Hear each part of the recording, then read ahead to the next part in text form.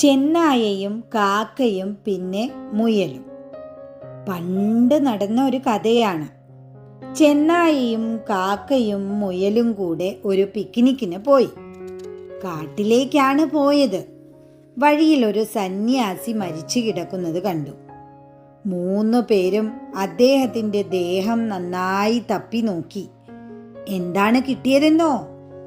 ഒരു ജോഡി മെതിയടി, ഒരു രുദ്രാക്ഷമാല, പിന്നെ ഒരു ഭാണ്ഡവും. അവരത് പങ്കിട്ടെടുക്കാൻ തീരുമാനിച്ചു.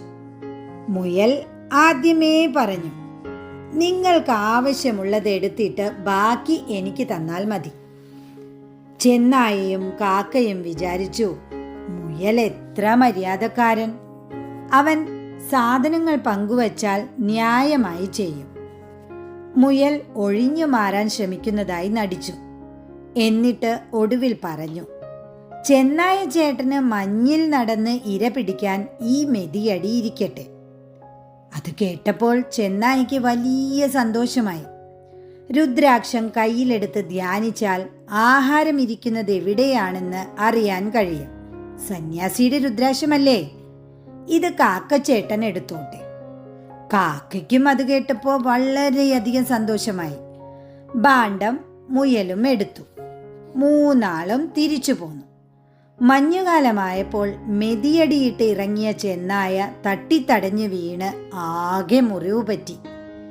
അപ്പോഴാണ് മനസ്സിലായത് മുയൽ തന്നെ പറ്റിച്ചതാണെന്ന്.